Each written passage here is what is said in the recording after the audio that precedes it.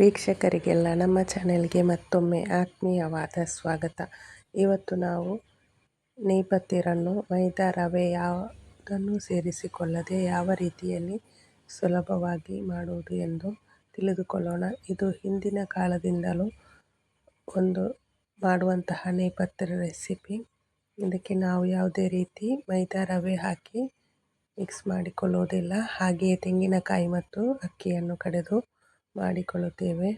ಇದು ಚೆನ್ನಾಗಿ ಉಬ್ಬಿ ಬರುತ್ತದೆ.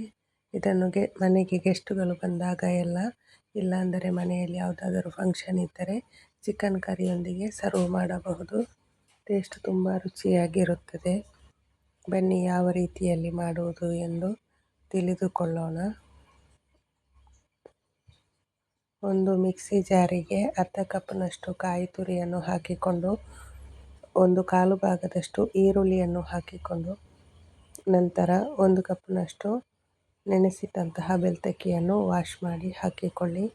ಈಗ 1 ಚಮಚದಷ್ಟು ಜೀರಿಗೆ ಮತ್ತು ರುಚಿಗೆ ತಕ್ಕಷ್ಟು ಉಪ್ಪನ್ನು ಹಾಕಿಕೊಂಡು ಸ್ವಲ್ಪ ನೀರು ಹಾಕಿ ತರಿಯಾಗಿ ಗ್ರೈಂಡ್ ಮಾಡಿಕೊಳ್ಳಿ. ಇದನ್ನು ನಾವು ಚೆನ್ನಾಗಿ ಗ್ರೈಂಡ್ ಮಾಡಿಕೊಳ್ಳಬಾರದು, ಹಿಟ್ಟು ತರಿಯಾಗಿರಬೇಕು. ನಂತರ ಒಂದು ತವ ಮೇಲೆ ಹಿಟ್ಟನ್ನು ಹಾಕಿ ಈ ರೀತಿಯಲ್ಲಿ ಗಟ್ಟಿ ಮಾಡಿಕೊಳ್ಳಿ. ಈ ರೀತಿಯಲ್ಲಿ ಹಿಟ್ಟನ್ನು ಗಟ್ಟಿ ಮಾಡಿಕೊಂಡು ಮಾಡಿರುವಂತಹ ನೇಪಥ್ಯದ ರುಚಿ ತುಂಬಾ ಚೆನ್ನಾಗಿರುತ್ತದೆ. ಈಗ ಇದು ಗಟ್ಟಿಯಾಗಿದೆ. ಇದನ್ನು ಒಂದು ಪ್ಲೇಟಿಗೆ ಹಾಕಿಕೊಂಡು ಸಣ್ಣ ಉಂಡೆಗಳನ್ನಾಗಿ ಮಾಡಿ ರೋಟಿ ಮೇಕರ್ ಮೇಲೆ ನಾವು ಸಣ್ಣ ಪೂರಿಯನ್ನು ಮಾಡಿಕೊಳ್ಳಬೇಕು.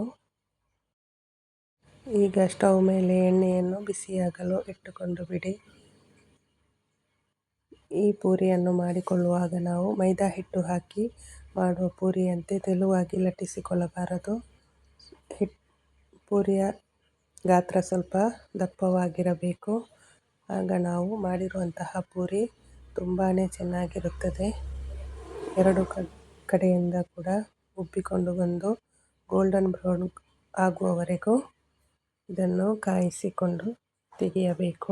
ವೀಕ್ಷಕರೇ, ನಿಮಗೆ ನಮ್ಮ ಚಾನೆಲ್ನಲ್ಲಿ ಅಪ್ಲೋಡ್ ಮಾಡುವಂತಹ ರೆಸಿಪೀಸ್ ವಿಡಿಯೋಗಳು ಇಷ್ಟವಾದರೆ ನಮ್ಮ ಚಾನಲನ್ನು ಸಬ್ಸ್ಕ್ರೈಬ್ ಮಾಡಿ ನಮಗೆ ಸಪೋರ್ಟ್ ಮಾಡಿ. ಈಗ ನೇಪಥ್ಯ ರೆಡಿಯಾಗಿದೆ. ಒಮ್ಮೆ ಈ ರೀತಿ ನೀವು ಮನೆಯಲ್ಲಿ ಟ್ರೈ ಮಾಡಿ ಹೇಗಾಗಿದೆ ಎಂದು ನಮಗೆ ಕಮೆಂಟ್ ಮಾಡಿ ತಿಳಿಸಿ. ವಿಡಿಯೋ ಇಷ್ಟವಾದರೆ ವಿಡಿಯೋವನ್ನು ಲೈಕ್ ಮಾಡಿ ಮತ್ತು ಶೇರ್ ಮಾಡಿ. ಧನ್ಯವಾದಗಳು.